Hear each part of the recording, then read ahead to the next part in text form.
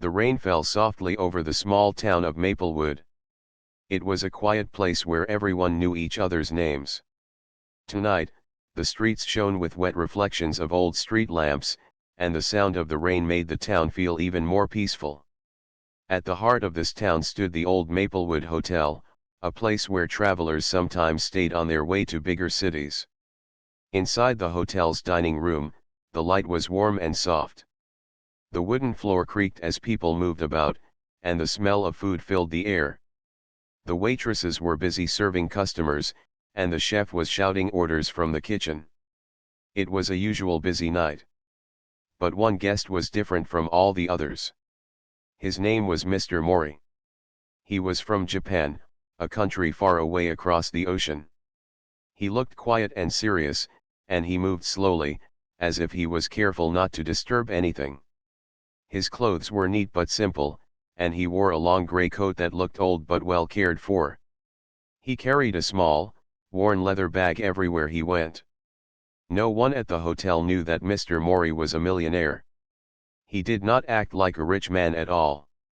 He did not wear bright clothes or expensive watches. Instead, he was gentle and quiet.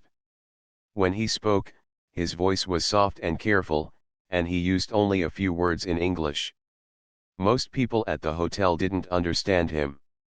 The hotel manager, Mr. Brown, had noticed Mr. Mori from the moment he arrived. The man had arrived late in the afternoon, just as the rain started. A polite man, Mr. Brown thought. But he didn't try to talk much with him because Mr. Mori spoke slowly and in broken English.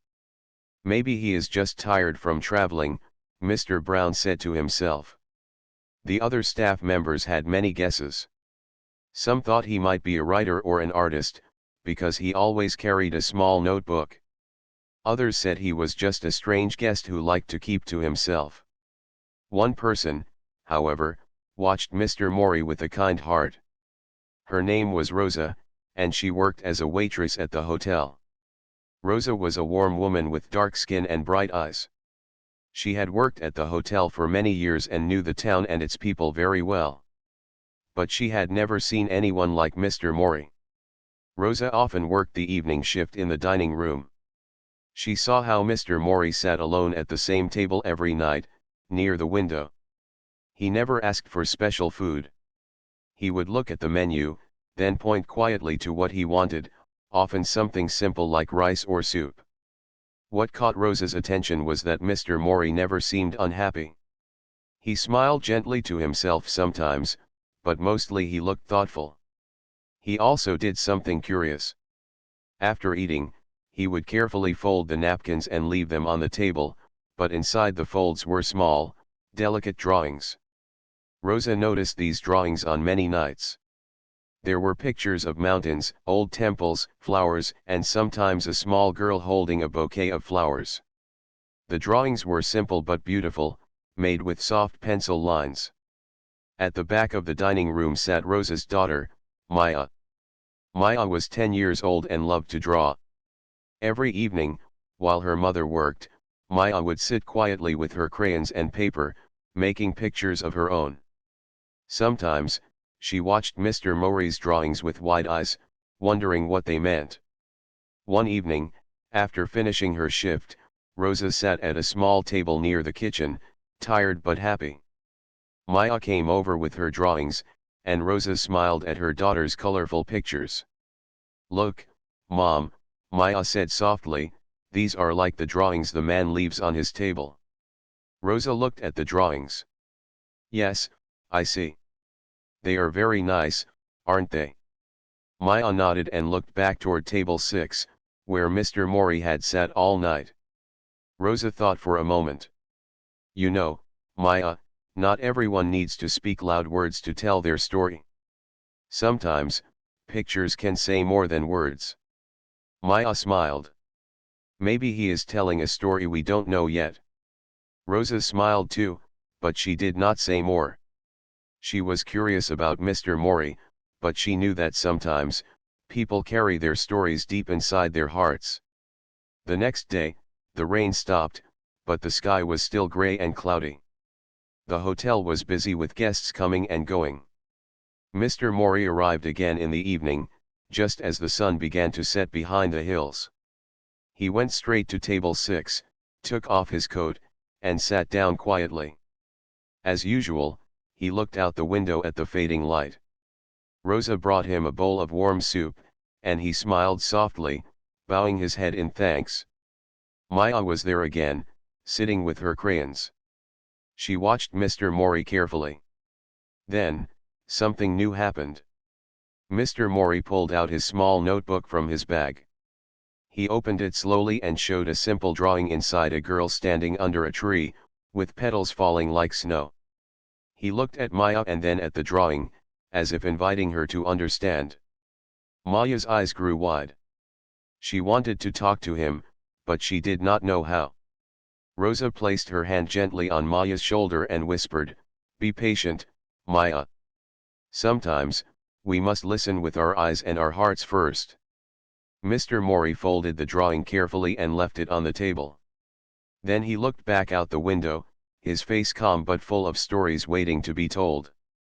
And in that quiet moment, under the soft light of the dining room, a small connection had begun, a connection without words, between a Japanese millionaire and a little girl who loved to draw.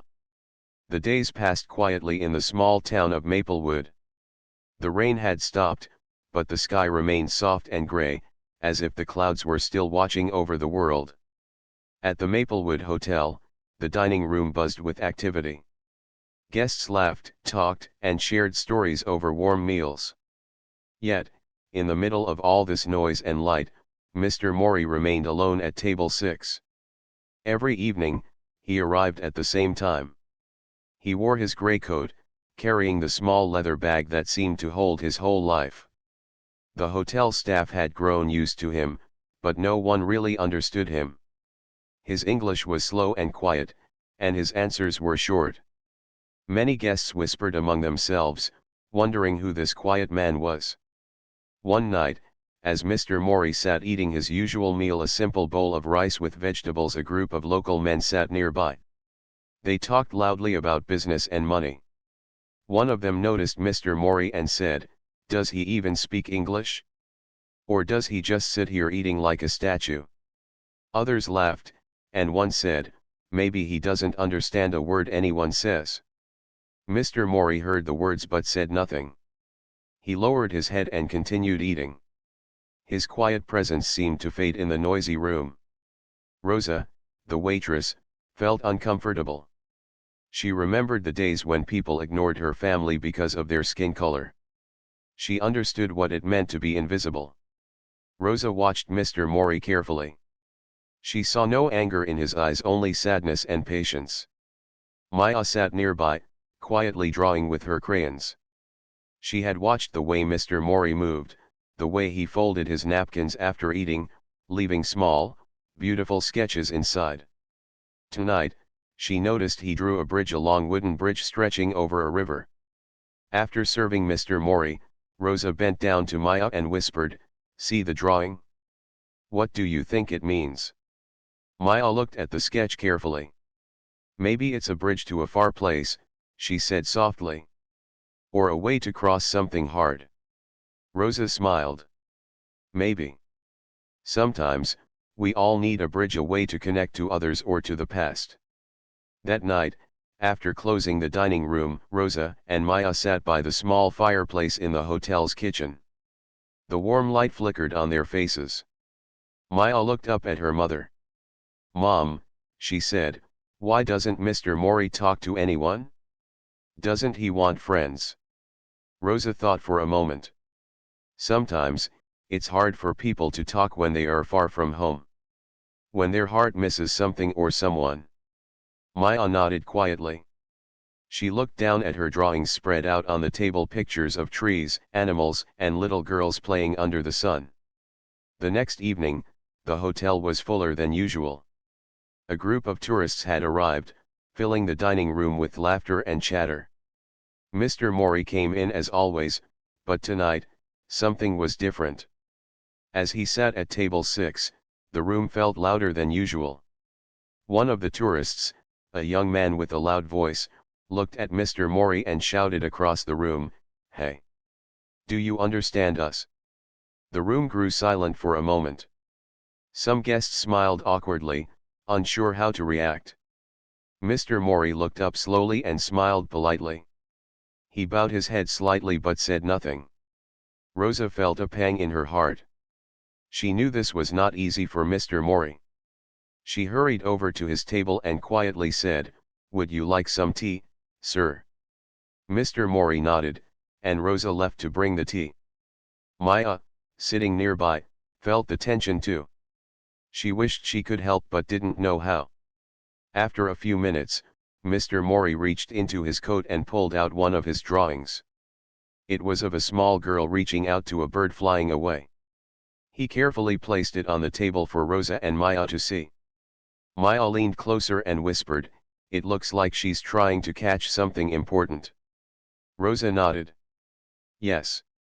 Maybe a dream, or a memory. That night, Maya thought about the drawing long after she went to bed.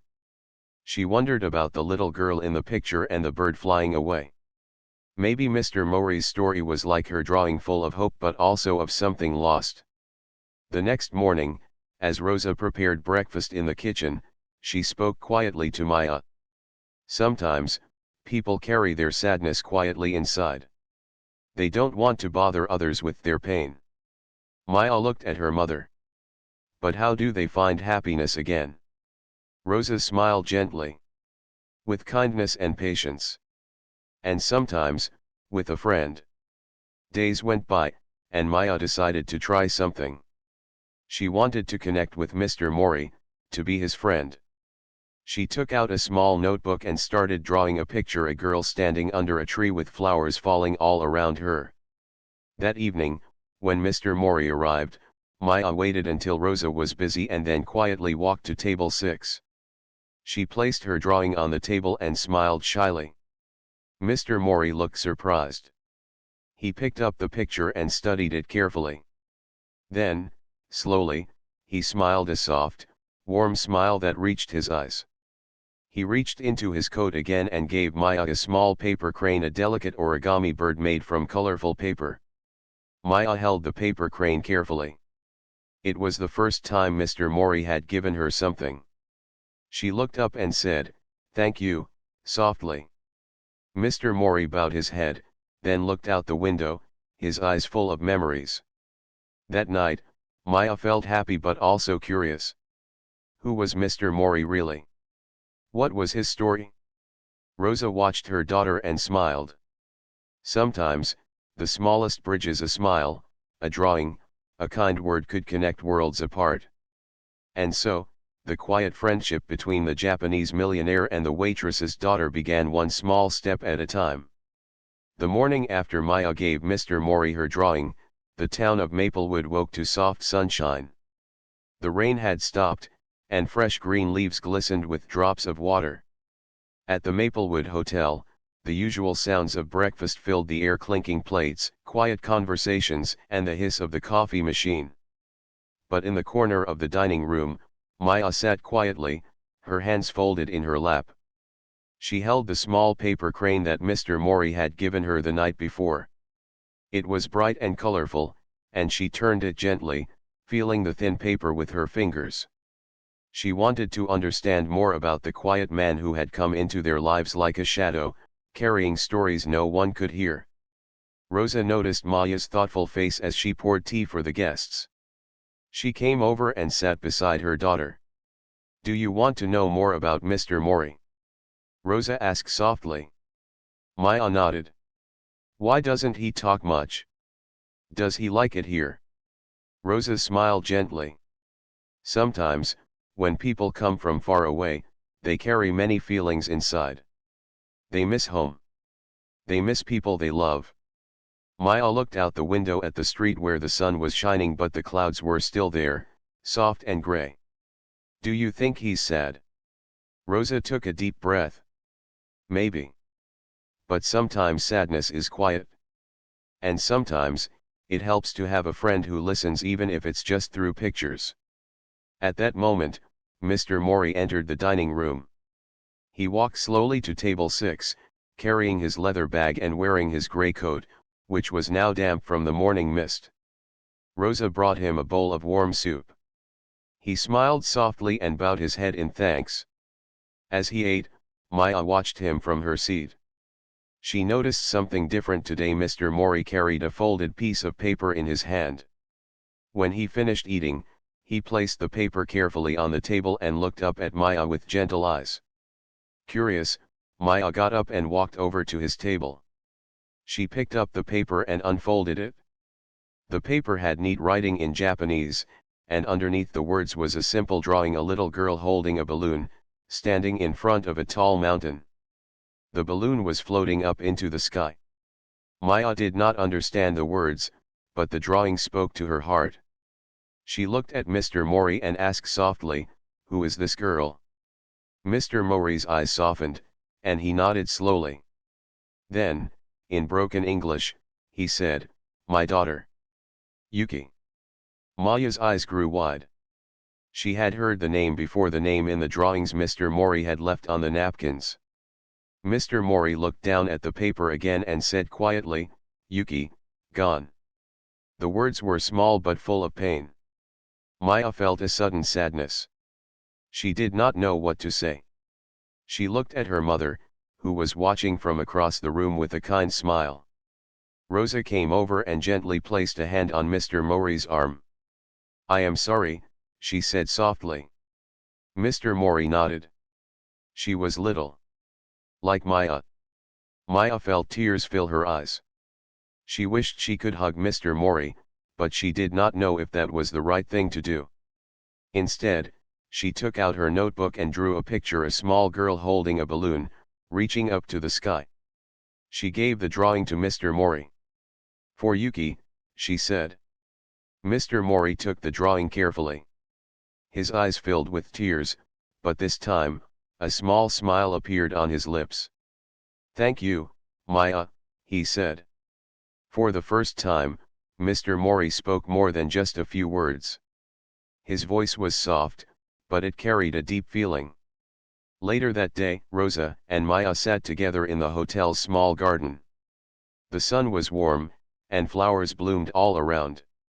Maya asked, "Mom, why did Mr. Mori lose his daughter? Was it an accident?" Rosa looked at the sky, thinking carefully. Sometimes, life takes things from us that we do not expect. People get sick, or there are accidents. But the love we have never goes away. Maya looked at the paper crane in her hand. "I want to help him feel happy again." Rosa smiled proudly.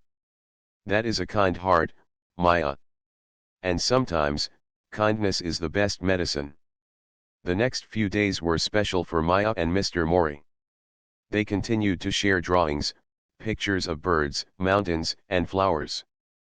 Mr. Mori began to write simple words in English, and Maya tried to learn some Japanese to understand him better. One evening, as the sun set behind the hills, Mr. Mori showed Maya a photograph from his wallet. It was a picture of a little girl with bright eyes and a wide smile. She was holding a balloon, just like in his drawings. "This is Yuki," Mr. Mori said softly. "My daughter. She loved to draw too." Maya looked at the photo and then at Mr. Mori. She understood now the quiet man was not just a stranger. He was a father who had lost his daughter but still kept her memory alive in his heart. That night, Maya dreamed of bridges made of light that connected faraway places.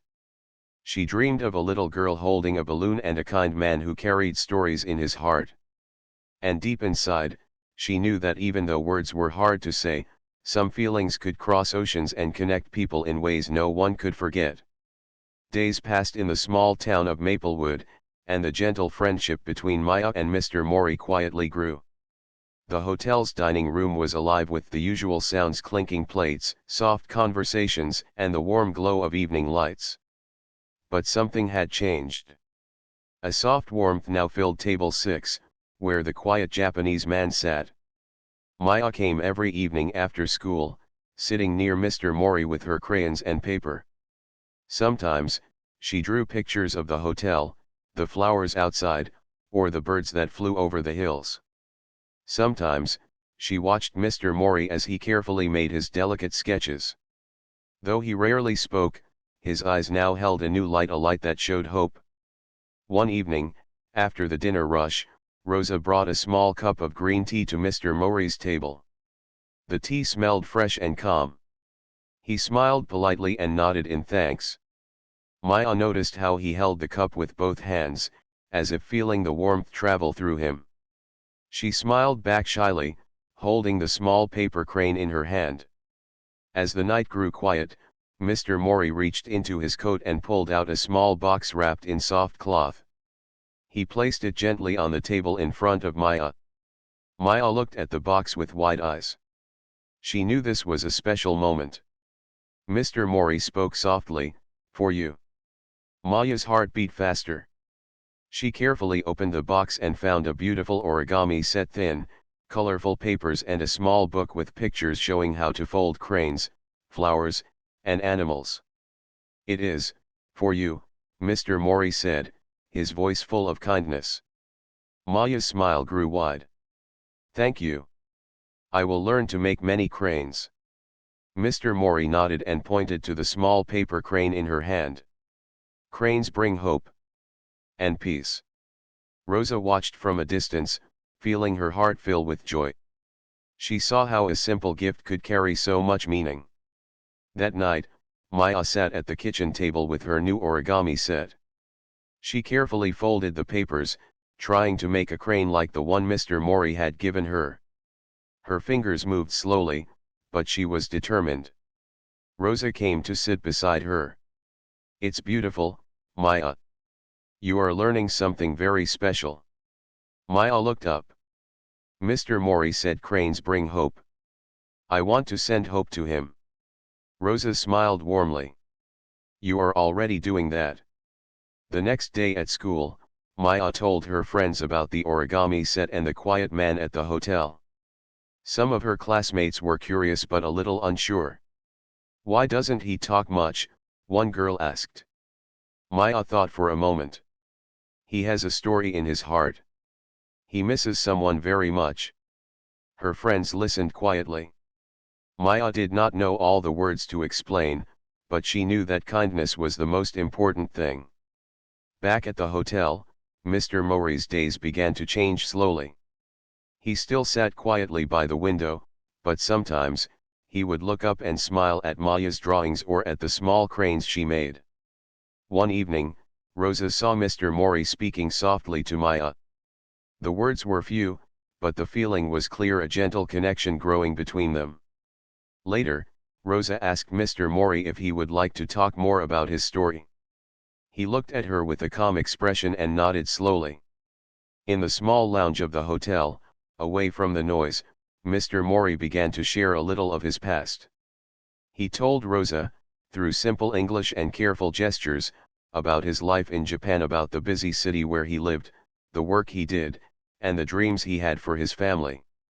He spoke of Yuki, his daughter, who loved to draw and laugh.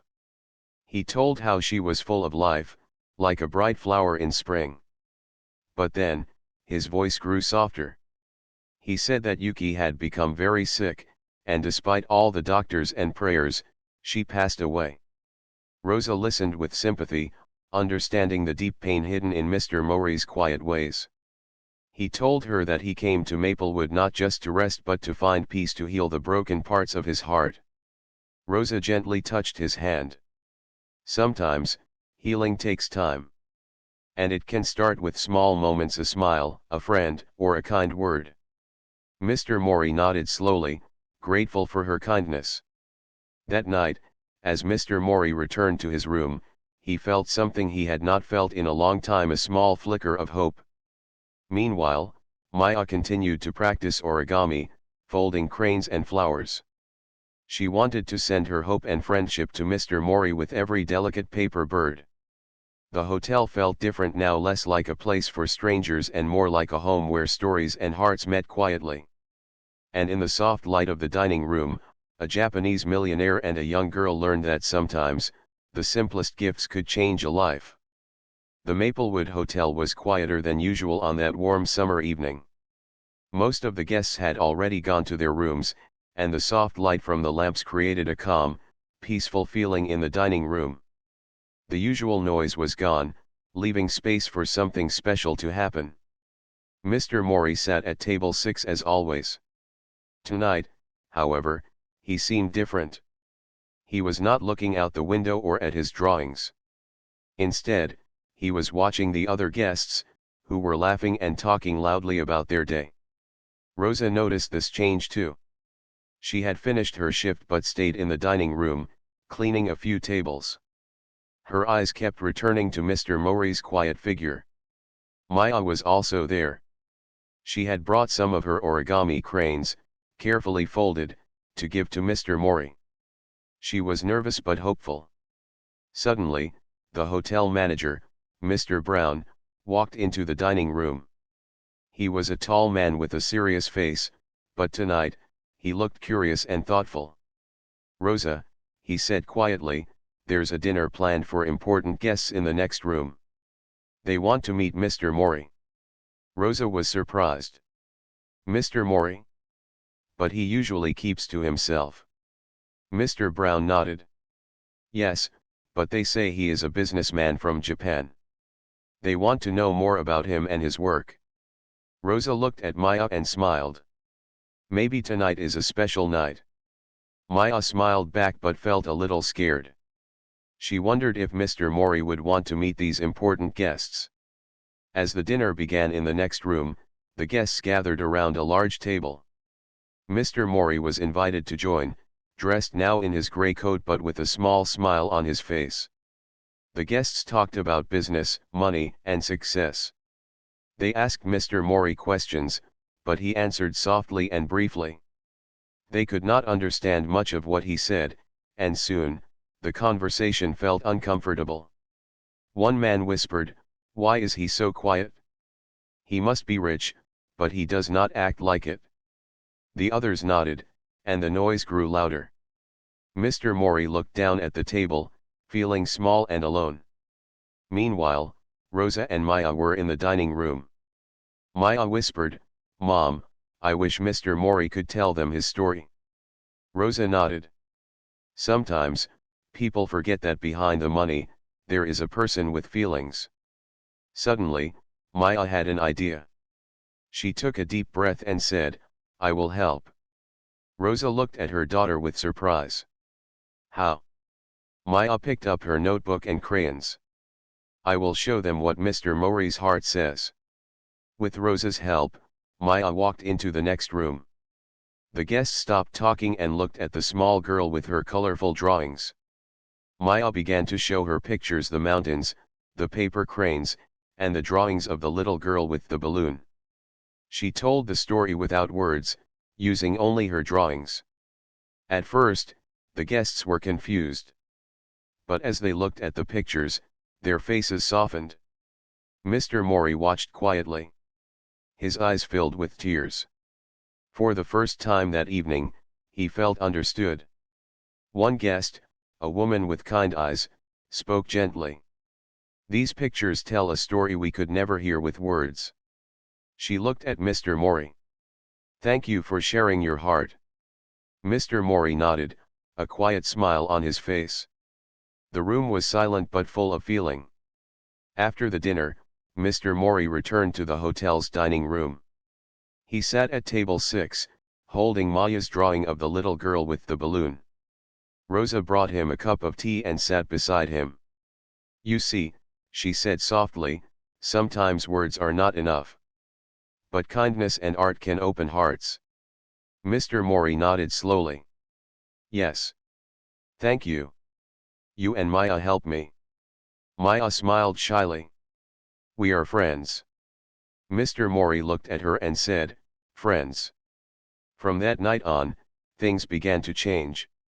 The guests at the hotel no longer whispered about Mr. Mori. Instead, they smiled when they saw him. Some even tried to learn a few words of Japanese to say hello. Mr. Brown told Rosa, "Your daughter's courage brought people together.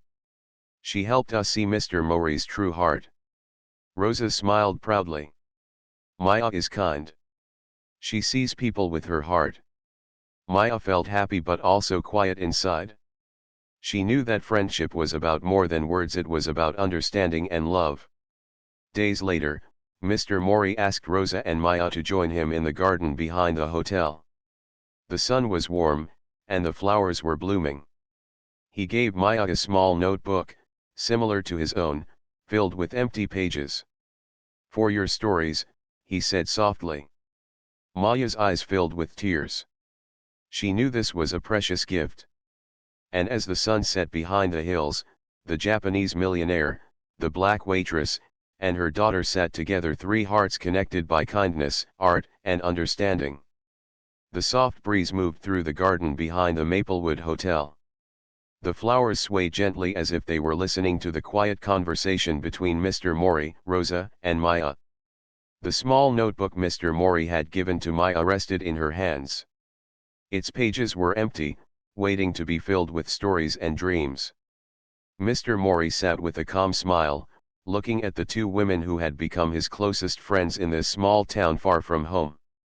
"Tell story," he said softly to Maya, who looked a little surprised. "I don't know many stories," Maya said shyly. "I can draw pictures, but words are hard." Mr. Mori smiled kindly. "Draw or words both good? Story is hard." Rosa nodded. "Yes, Maya.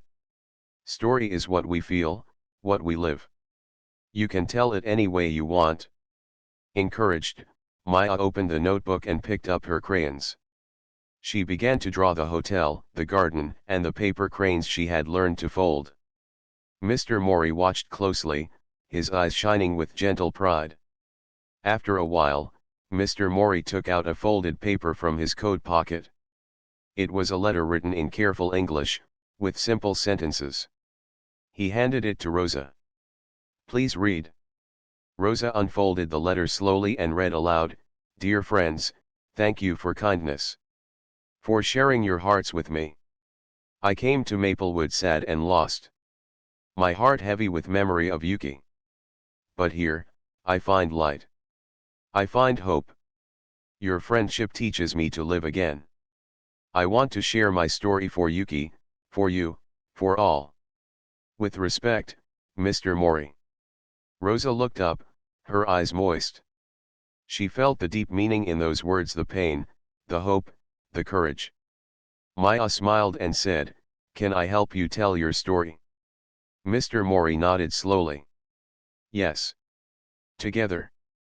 And so, they began. Over the next weeks, Maya and Mr. Mori met often. Sometimes, Rosa joined them. With crayons, words, and paper, they worked together to tell the story of Mr. Mori's life. He told about his childhood in Japan, about the busy city where he grew up, and about Yuki, his little daughter who loved to play in the gardens and draw pictures of the sky. Maya listened carefully, drawing pictures as he spoke. She drew mountains, trees, and the paper cranes Yuki loved to fold. Mr. Mori explained how Yuki had become sick, how the doctors tried to help, but she passed away too soon. He spoke about the deep sadness that followed, and how he had traveled to Maplewood to find peace. Rosa helped with the words, writing carefully as Mr. Mori spoke. As the story grew, it became more than just words on paper.